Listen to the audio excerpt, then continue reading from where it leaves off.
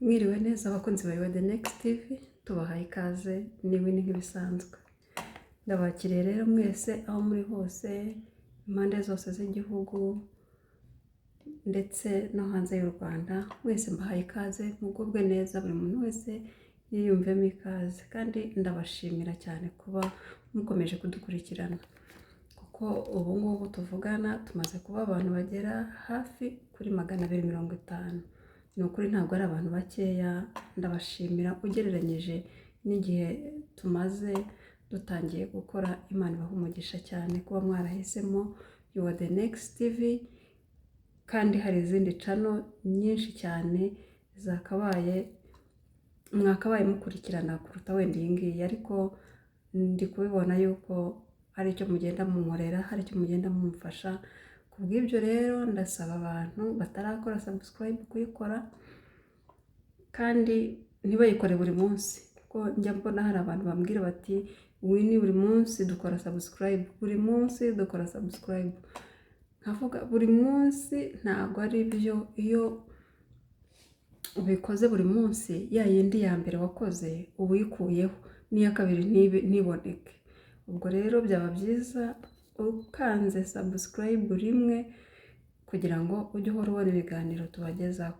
Ni ukuvuga ngo rero ubikoze ajye abikora rimwe, n'abandi ababwire ko ari rimwe gusa, ubundi ibiganiro akazajya abibona nta kindi kintu akoze uretse gukora like, share na comment. Ibyo bihoraho, ariko subscribe ni rimwe gusa.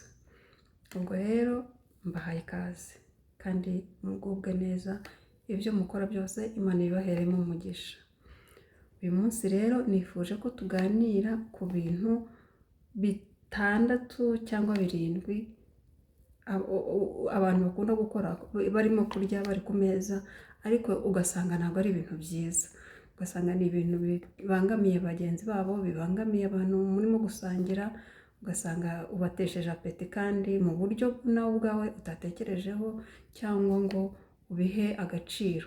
Ni ukuri abantu benshi, bamwe na bamwe, ntabwo ari benshi, bamwe na bamwe barabikora bakumva ni ibisanzwe, ariko mu by'ukuri ntabwo biba bisanzwe, kuko hari abo ujena, hari abo utesha apeti kubera ako kantu uba ukoze, kandi bavuga ko ari gatoya.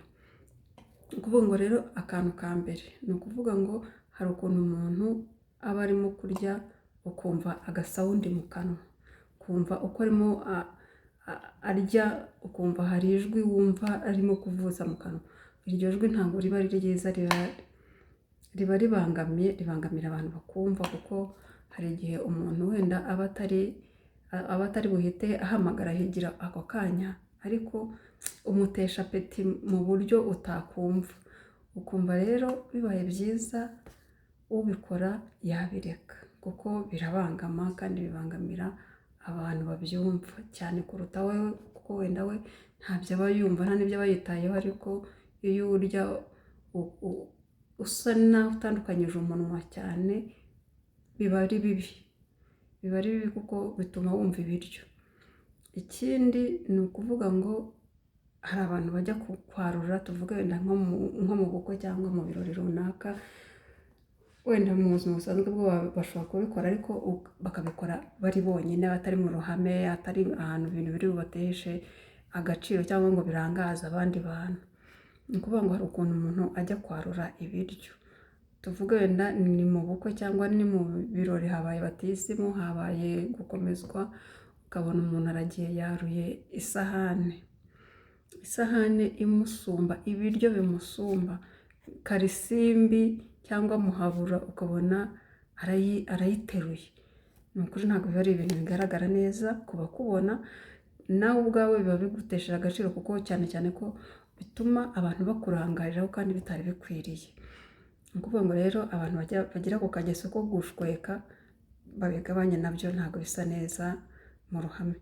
Ikindi ni ukuvuga ngo hari abantu barya, bamara kurya, wenda tuvuge wenda ahuye n'agaceri kadatonoye, cyangwa se ahuye n'akabuye wenda mu biryo, cyangwa wenda birimo umuceri, ugasanga wa muntu aho kugira ngo aterure isahane yiwe, afate nk'agaseriviyete wenda abe yafatira ku munwa aciremo bya bintu bimubangamiye, kuko birabangama, ibuye rirabangama, cyangwa kariya kantu kera twabyitaga inzara.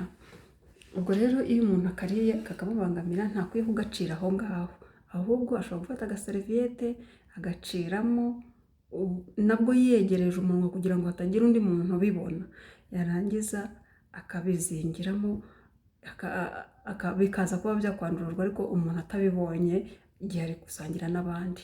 Ni ukuvuga ngo hari n'abandi bantu bafata, tuvuge kirida, umuntu agafata kirida akikuramo imyanda, ya myanda akagenda ayikuramo, akagenda asa yihengeka, yihindukiza, uko ahindukiza amenyo, ururimi, ukabona ntabwo ari sawa. Ubundi bisaba yuko ushyiraho ikiganza ugasa n'upfutse umunwa, ubundi ugakuramo imyanda witonze kandi nta kibazo, abantu batakureba mu kanwa. Ntabwo biba ari byiza rero igihe wasamye ukabikuramo amenyo hanze, ururimi uruhengeka, uko uruhengekura, ntabwo biba ari byiza, ntabwo biba bisa neza. Ikindi gihe ni igihe uwo muntu afashe, tuvuge iyo kirida. Hari abantu bagira ingeso yo kuvuga ngo abantu bashoje kurya, umuntu agafata kirida, kandi wenda murimo muraganira, agafata akakirida akagahekenya, ukabona agezeho azanye urwanga kubera kirida, ugasanga rero ntabwo biba ari byiza. Ikindi ni ukuvuga ngo hari abantu rero bajya bavuga ngo wenda tuvuge nk'umuntu aririye i Remera, yamara kurya, cyangwa Nyabugogo, wenda mu maresitora ari aho hafi, wenda tuvuge yuko agiye nko gutega bisi, agiye wenda kugenda avuga ati reka ngire icyo inshyira mu nda, yarangiza agafata ya kirida akayikubita mu kanwa, akagufatira bisi imuvanye i Remera cyangwa Nyabugogo akigera Nyagatare cyangwa i Huye, afite ya kirida mu kanwa. Ni ukuvuga ngo arenze uturere nka tungahe na kirida yakuye mu mujyi rwagati yegeranye mu ntara, akiyihekenya. Ukibaza ese kirida ni borosada ni iki? Borosada yo barayigendana. Ubundi ibintu byo kugendana hagati twabikoraga kera tukiba mu cyaro, aho wacaga nko ku ishyamba ry'inturusi ukabuciye hagati, ugatambika mu ryinyo ukagatemberana, ukava mu rugo ukajya ku kiliziya, ukagaruka ukajya ku isoko, warangiza ukanakabika ku idirishya kugira ngo ibintu wumve uburyo byari biri siriyasi, ukagashyira ku idirishya ahantu cyangwa ahandi hantu, ejo ukazagasubizamo. Uyu munsi rero hariho abantu bakimeze gutyo. Njye hari umushoferi nabonye, nari mvuye i Kabuga, afata agakirida, wenda yari yariye ubunyobwa muri gare y'i Kabuga, afata wenda yariye agasambusa muri gare, yariye utwo tunyobwa, arangije araza, mbese yabikoraga igihe barimo gupakira imodoka ye. None imodoka yuzuye, araza aba yakije imodoka, ariko arabanza afata agakirida yabikaga hejuru aho hantu, arangije agakubita mu menyo. Tuva i Kabuga tugera 19 cyangwa wenda no ku Murindi, tuhagera agifite ka gakirida, arashoje nabwo ahita akabika ahandi. Navuze yuko buriya gashobora kuba gafite kamaze nk'umwaka, ari akantu ahora yimura, mbese ari agakoresho ke ka buri munsi, kuko urumva aragakoresha akagasubiza ahantu, akagakoresha akakamanikamo.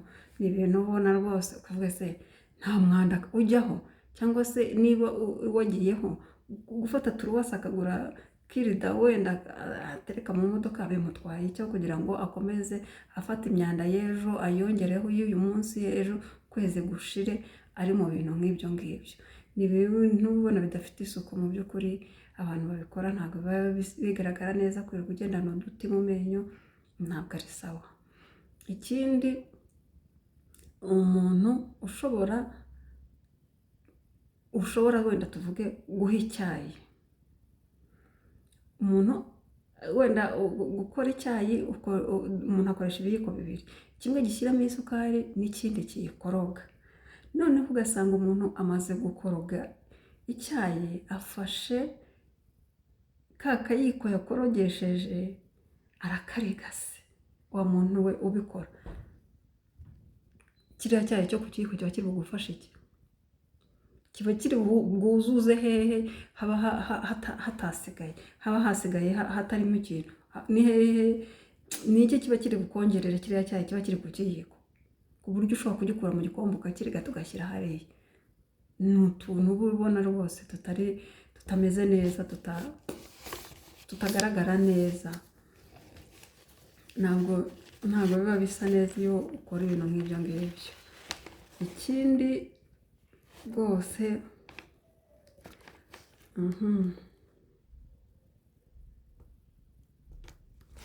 ikindi kintu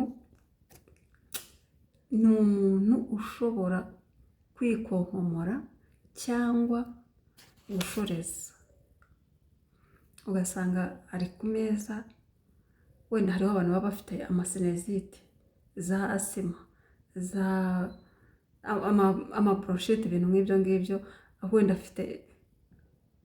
afite na giripe, ugasanga umuntu arikonkomoye kandi abantu muri kumwe ku meza.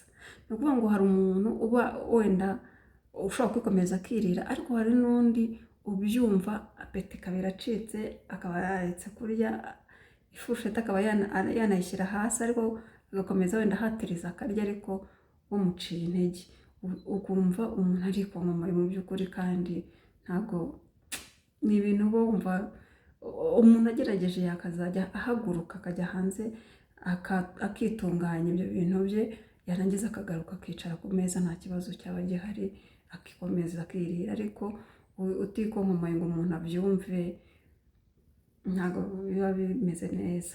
Ikindi ni ukuvuga ngo umuntu agashoreza ku meza, uwo muntu nawe aba ateye ubute mu by'ukuri, ntabwo biba bikwiriye gushoreza cyangwa ibintu byo kwipfuna umuntu ari ku meza, nabyo ntabwo biba bisa neza. Ni ukuvuga ngo ibintu byo gushoreza byo ni ibintu bitari iby'i Kigali rwose, ni ibintu by'iyo ngiyo mu mibyuko, mu byaro nabyo bya kera. Ntabwo uyu munsi nta cyaro wasangamo umuntu ufite ibintu byo gushoreza, ntabwo biba ari ibisirimu mu by'ukuri.